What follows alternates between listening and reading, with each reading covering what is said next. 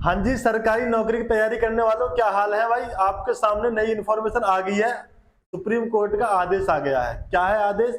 अब SC ST और OBC category वालों को आरक्षण नहीं मिलेगा। नहीं मिलेगा, दोहरा आरक्षण नहीं मिलेगा। दोहरा आरक्षण क्या है, इस पे मैं बात करूंगा। आरक्षण नहीं मिलेगा, मिलेगा तो कितना मिलेगा या कैसे कैसे बदलाव हुए, इन सब बातों को मैं बात करने वाला हूं। आरक्षण बदल गया है, सुप्रीम कोर्ट का आदेश आ गया है। जनरल वालों की मौज, जनरल वालों की कैसे मौज है, इन सब बातों पर मैं बात करने वाला हूं।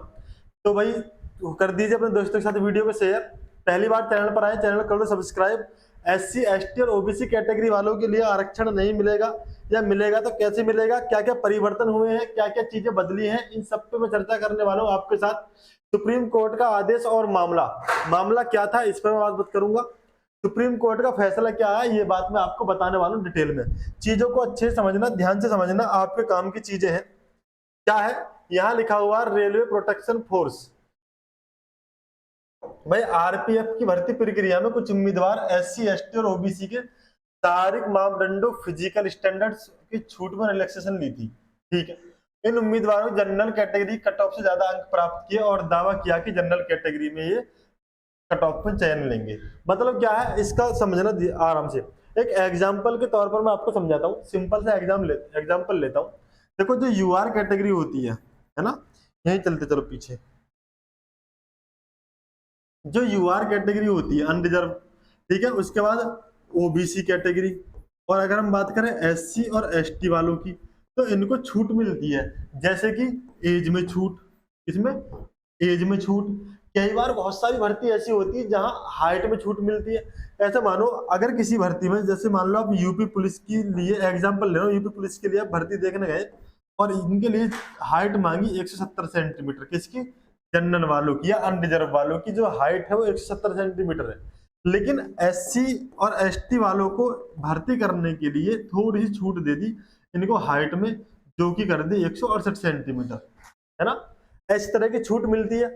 जैसे अभी आपको पता होगा एसआई का फॉर्म निकल रहे हैं, उससे पहले यूपी पुलिस की भर्ती हुई है, उसमें 3 साल का रिलैक्सेशन सबको दिया था। 3 साल के साथ साथ ओबीसी वालों को 3 साल का रिलैक्सेशन और मिलता है, एससी एसटी वालों को 5 साल का और मिलता है। यानी अगर कोई फॉर्म भरने की क्षमता, अगर कोई फॉर्म भरने की जो एज है वो 18 साल से 25 साल है, तो आपको पता होगा ओबीसी वाले जो हैं वो 27 साल 28 साल की उम्र तक फॉर्म भर सकते हैं, जबकि एससी एसटी वाले 30 साल की उम्र तक फॉर्म भर सकते हैं। तो यानी इनको यहाँ पर छूट मिल गई, यहाँ पर इनको एज में रिलैक्सेशन मिल गया, यानी इनको यहाँ पर अपनी कैटेगरी का आरक्षण मिल गया। अब होता क्या है, आगे बात समझो।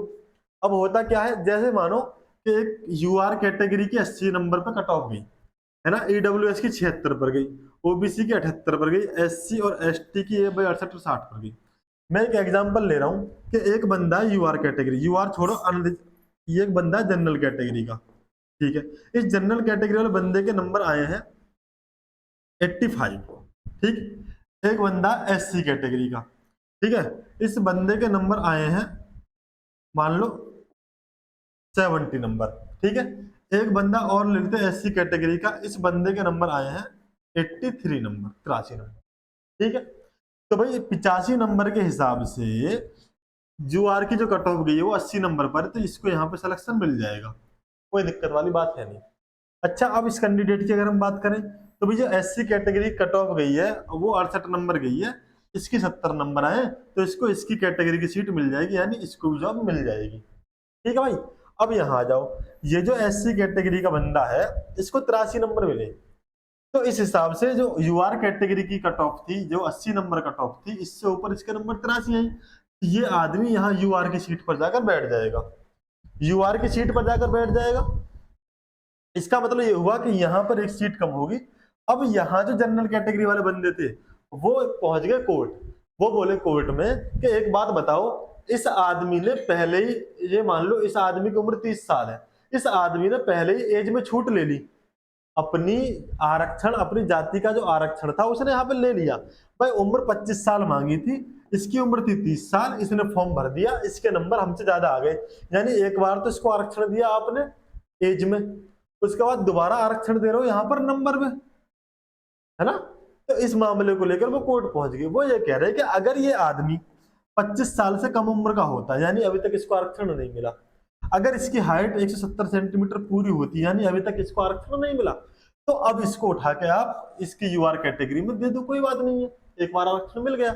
लेकिन अगर आपने यहाँ पर इसको एज में आरक्षण दे दिया है, एक बार एज रिलैक्सेशन दे दिया है, तो इसको दोबारा आरक्षण मत दो। अगर एक बार इसकी उम्र में आपने 30 साल की छूट के हिसाब से फॉर्म भरवा दिया, अब इसके जितने भी नंबर आएंगे वो इसका मैटर है, लेकिन इसको इसी कैटेगरी यानी 68 नंबर वाली एससी वाली की सीट ही इसको दो। ये बात थी, है ना। अब बात आगे होगी समझ में। तो अब आ जाओ वापस, यहां पर क्या बात है, यहां पर यही बात थी कि जैसे इनको हाइट में छूट दी एससी एसटी ओबीसी वालों को, है ना, या एज में छूट दी, तो एक बार छूट मिलने के बाद, एक बार आरक्षण मिलने के बाद इनको दोबारा आरक्षण मत दो। ये मामला पहुंचा सुप्रीम कोर्ट, सुप्रीम कोर्ट ने क्या किया, हाई कोर्ट के मामले को किया रद्द, हाई कोर्ट के आदेश को रद्द किया, क्योंकि हाई कोर्ट ने कहा था नहीं जी ऐसा जैसे चल रहा है चलने दो। लेकिन सुप्रीम कोर्ट ने क्या किया, उसके मामले को कर दिया रद्द। बोले कि भाई जिसको आरक्षण लिख रहा, देखो अगर किसी आरक्षित उम्मीदवार को भर्ती में छूट का लाभ मिला है, जैसे कि आयु, शारीरिक क्षमता या क्वालिफिकेशन के छूट दे दी गई, तो इस वजह से जनरल कैटेगरी में वह नहीं जा सकता।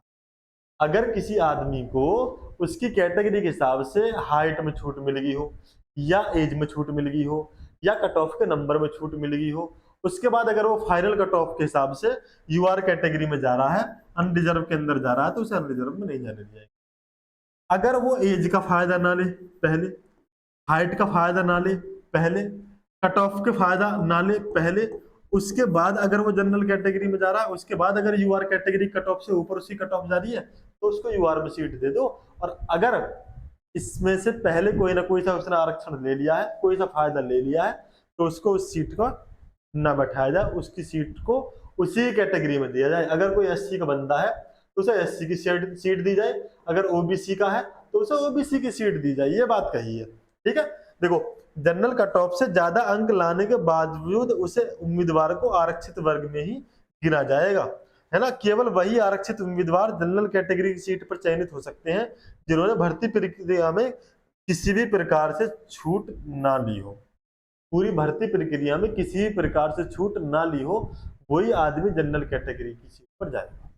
बात समझ में आ गई। तो सीधी सी बात इतनी सी है, सुप्रीम कोर्ट ने कह दिया कि भाई अगर आपने एज में रिलैक्सेशन ले लिया, थोड़ी देर के लिए एग्जांपल ऐसे मानो कि मैं ओबीसी कैटेगरी से हूँ, ठीक है, मेरा एग्जाम हुआ, मैंने एग्जाम करने के बाद जो जनरल कैटेगरी कट ऑफ थी उससे ऊपर मेरा कट ऑफ आया, 170 सेंटीमीटर हाइट मांगी, 170 सेंटीमीटर मेरी हाइट भी है, उम्र 25 साल तक मांगी, मेरी उम्र 24 साल है, यानी ना तो मैंने भी एज में कोई फायदा लिया, ना मैंने हाइट में कोई फायदा लिया, और मेरा नंबर भी जो है वो यूआर कैटेगरी के हिसाब से आ रहे हैं, तो मैं यूआर की सीट पर जाकर बैठ जाऊंगा। लेकिन अगर मेरे नंबर यूआर कैटेगरी से कंडीशन में आ रहे हैं, लेकिन अगर मैंने फॉर्म भरने की, देखो अनरिजर्व वालों को या यूआर कैटेगरी वालों को फॉर्म भरने की जो एज लिमिट थी वो 25 साल थी, लेकिन मेरी उम्र अगर 27 साल है, तो इसका मतलब अब जो भी मुझे सीट मिलेगी वो ओबीसी कैटेगरी की मिलेगी, चाहे मेरे नंबर जनरल कैटेगरी वालों से बहुत ऊपर आ जाए, इससे कोई फर्क नहीं पड़ेगा। ये बात की सुप्रीम कोर्ट ने। तो बातें आपको समझ में आ गई होंगी। वीडियो पसंद आया तो लाइक कर देंगे। अब इससे क्या है, जो जनरल कैटेगरी वाले थे उनके लिए सीट थोड़ी सी और बढ़ जाएंगी, और जनरल कैटेगरी वालों को यहाँ पे फायदा मिल जाएगा। एससी एसटी और ओबीसी कैटेगरी वाले जो पहले आरक्षण लेने के बाद में नंबर हाई लेकर यूआर कैटेगरी की सीट ले लेते थे, उस चीज का उनको नुकसान हो जाएगा। ठीक है भाई, वीडियो पसंद आया तो लाइक कर देंगे, चैनल पहली बार है सब्सक्राइब कर लो, है ना। मिलते हैं आपसे नेक्स्ट वीडियो में नेक्स्ट इन्फो के साथ, तब तक के लिए सभी को जय हिंद, नमस्कार।